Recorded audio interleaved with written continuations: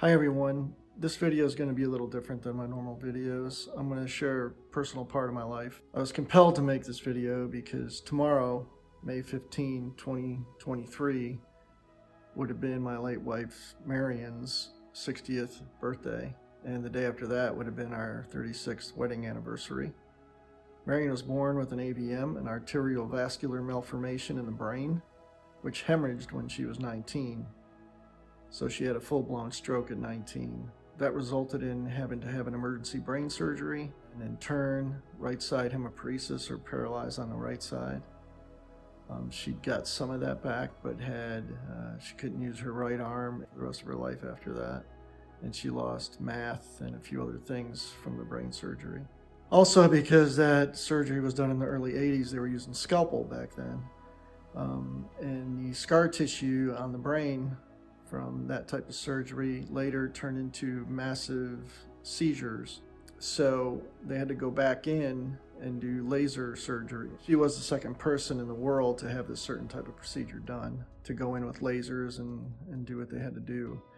So, but it resulted in 5 brain surgeries over the span of the 1980s. But she survived that. Then in 1995, she woke up one day and her intestinal system completely shut down. Her intestines were paralyzed. We went and saw all the best doctors in the world, and her weight got down to 62 pounds. So she was walking a fine line between life and death. And they finally diagnosed her with Ogilvie syndrome, which is a pseudo-obstruction of the intestinal tract. So they had to do a subtotal colectomy, and she was tube fed from about 1995 to 2002. So in 2002, she figured out a diet that sustained her body enough where they could pull her off the tube feeding. At this point, she survived both those things, and both of them were near fatal. The arteriovascular malformation in the brain that hemorrhaged, and the Ogilvie syndrome, which is extremely rare. In 2010, we moved to Williamsburg, Virginia, and in 2011, in July of 2011, she had difficulty breathing one day, and she thought it was allergies, but because of her other medical conditions, we always rushed to the hospital just to be safe, and we took her into ER. They scanned her lungs, and at first they thought it was an infection, but it ended up being stage 4 non-small cell lung cancer. So she was diagnosed with that in July, and 6 months later she died in my arms in our home in Williamsburg, Virginia, surrounded by family. She was an incredible woman. During some of this time, she was the ombudsman in my Navy squadron. An ombudsman is a family member who works as a liaison between the families and the command to help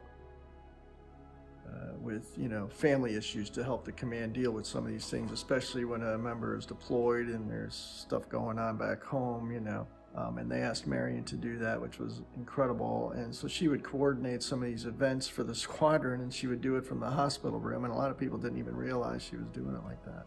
That's the type of person she was. She always had a good sense of humor. She never cried, "Why me?" through any of these things. She was loved by everybody. Her room in the hospital was always the place where everybody wanted to hang out because we had fun. And she was just an amazing person. We had a great marriage. We have a wonderful son and a granddaughter, and her spirit continues through them for sure. Marion's now laid to rest at Arlington National Cemetery in Washington, D.C.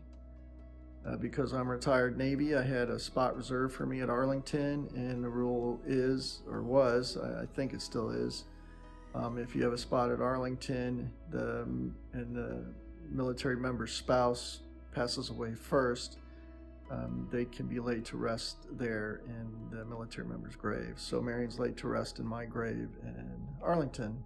So how did Gridley come into my life? And a lot of you people really love Gridley and have asked me that. Well, before Marion passed, she was in chemo, and on the chemo floor there would be a therapy dog that a gentleman would bring in, and to cheer up the patients. And Marion fell in love with this therapy dog. Before Marion passed, she was very concerned about me and my well-being, that I would obviously go down a massive state of depression, and she was very concerned, that I wouldn't even get out from under the covers. And I think she was right, but she suggested that I get a dog. And I thought, we're going to get a dog with all this stuff going on. Marion was in hospice care at our home at this point. And Marion was still looking out for me. Unbelievable. But anyway, I said, okay, I'll get a dog. And she says, well, I want to know the dog. So she wanted me to get the dog before she died.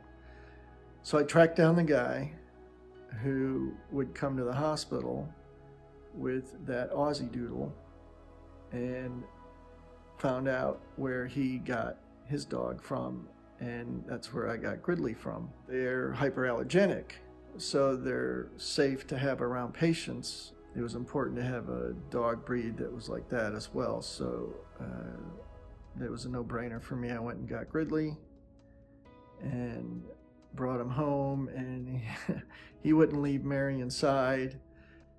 We would take the wheelchair out or whatever, and Gridley was always walking with her and just loved Marion so much, and it really brought a lot of joy to Marion too, and Marion got to know Gridley before she passed, so that was really important to her, and I thought that was amazing. And so Gridley's been by my side since then, and it really worked, because when you have a puppy at the foot of your bed every morning, you're going to get out of bed. You're going to have to go for walks. You cannot sit there and feel bad for yourself. You got to move. You got to think about this creature. So it was an amazing suggestion, and Marion literally it's like she was looking out for me after she was gone. It was incredible how that worked out. But so that's why Gridley's very special to me, and I appreciate you all that ask about him. And that's the story of how Gridley came into my life. So, I appreciate you all. I just wanted to share this story with you because of Marion's birthday and our anniversary. And,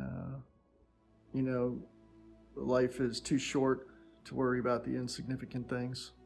Don't sweat the small stuff. Check up on your friend that might be down and out. Give your family members a hug. Be kind to a stranger that looks like he's, having a bad day, because you don't know what's going on in someone's life sometimes, All right. We'll see you on the next video. Thanks for listening. Bye.